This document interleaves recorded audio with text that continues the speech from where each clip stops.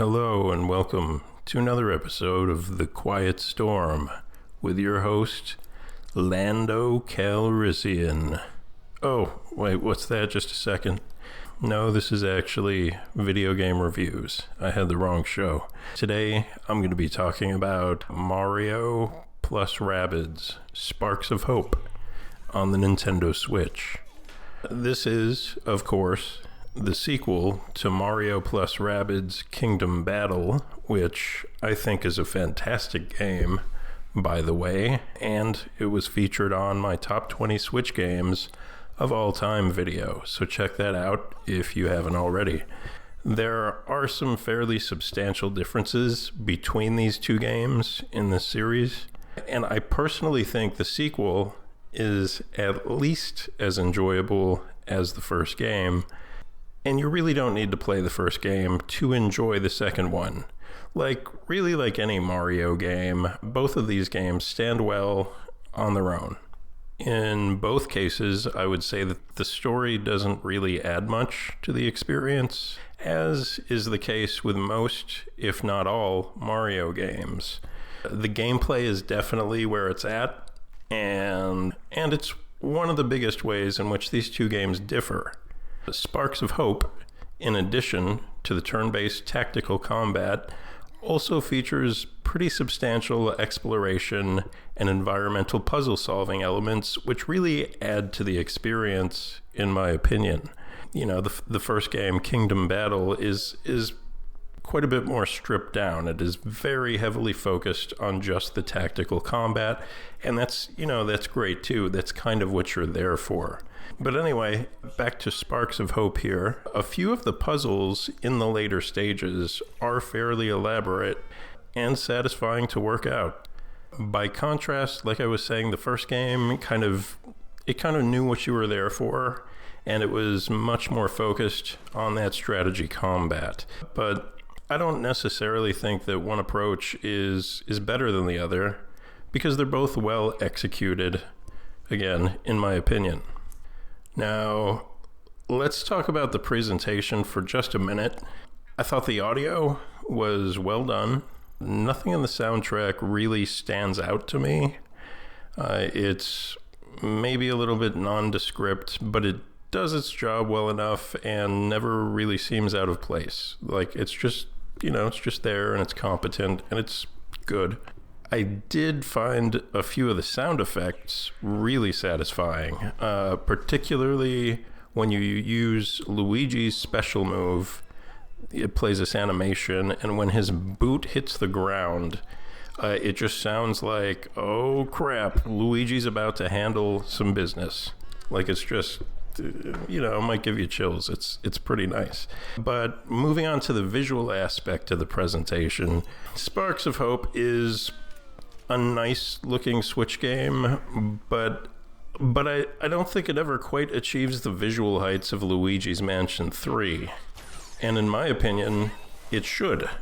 This is a Mario title, and in my opinion, it should be one of the very best looking games on Switch, and I just don't think it is. Don't get me wrong, it still looks pretty good for a Switch game, but Mario represents the Nintendo brand, and for a game produced this far into the Switch's life, I feel like it should be one of the very best looking games on the system, and I just wouldn't put it in that category.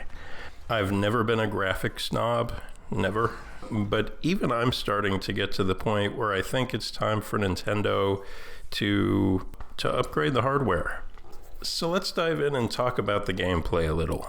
First and foremost, it's not grindy at all, which is a huge win in my book. You eventually wind up with 9 characters in your party, and you usually, for most of the game, you take 3 of those 9 into combat at any given time, though there are exceptions to that. However, and this is important, all 9 characters level up at the same rate, whether you actually brought them into the battle or not. And I consider that a great feature, because it does wonders for eliminating any need to grind. It also means that all 9 characters are legitimately viable for combat at any point. They're ready to go. And every single character brings something unique and worthwhile to the fight, which is another big design win. You know, there's a lot of RPGs out there have characters that are just like, why would you ever use them? And this game doesn't really have that problem at all. So that's kind of huge. In fact, so kind of along that same point, you pay to heal your party. You have to spend gold, which is not, it can be important to conserve gold coins. And one way to do that is to make sure that you swap out injured party members for fresh ones and only pay to heal your party when all your members are injured. This also gives you a good chance to explore different character combinations, which really adds something to the game. Because, as I've mentioned, I really don't think there's a bad character in this game.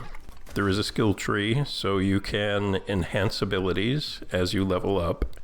And there's currently a level cap of 30. So you'll have to make some choices about where to put those points. But the good news is that you can always redistribute those skill points if you find yourself between a rock and a hard place. I never had to do that, but you've got the option if you want it. Now I'll do a quickish, let's be honest, glossy overview of a few combat elements, and then I'll wrap it up. Every character has basic attacks, special moves, and movement abilities. Each character also starts each round with 2 action points. Those are going to be the little yellow bars that you see sometimes towards the bottom center of the screen. Anyways, movement abilities don't use any action points. They're basically free extra moves if you can position your characters to be able to use them. So that's, obviously part of the strategy element. And so these movement abilities include a slide attack and a team jump. And both of these can be upgraded on your skill tree to have, additional effects and additional uses and so forth. And then a quick overview of special moves includes attacks, healing, shield spells that actually work, stun spells that actually work most of the time, buffs, debuffs, so like stat increases, stat decreases, and eventually a revive spell, and probably my favorite special ability, the one that I use almost every round. Mario and Luigi both have sort of like a motion detector stance. So what I mean is when an enemy moves within range, Mario or Luigi will automatically take free shots. Similarly, some of the characters have counter stances. So in other words, if they're attacked, they will automatically attack back, which is also very helpful. These special moves have a recharge counter before they can be used again. So even if you have an action point, you can't necessarily reuse the special move the next round because it may still have to recharge. But again, those counters on those moves can be reduced on your skill tree. Sparks of Hope took me 36 hours to finish, and I thoroughly enjoyed the entire thing. I mean, honestly, except for the story, which is, unsurprisingly a little bit dumb, but I don't care. I don't even care about that. Anyways, it retails for $40 and is an easy recommendation, even at full price. I actually didn't want the game to be over, which is a pretty rare thing for me. Usually when a game wraps up, I have had a good time and I'm kind of ready to be at the end of it. But with this one, I was actually a little bit, whatever, I already said it. I didn't want the game to be over. The good news is there may be some DLC on the way. I don't really have any details on that, but that will be something to look forward to. And, just to wrap it up here, incidentally, the first game, Kingdom Battle, can usually be had for between $15 and $30 and is also very much worth the price of admission, in my opinion. Anyways, that about does it for this one. Thanks for watching. If you liked the show or found it useful, please click the like and subscribe buttons. I would really appreciate it. And I'll see you guys next time, whenever that may be. Bye-bye. Great gibbity goobers.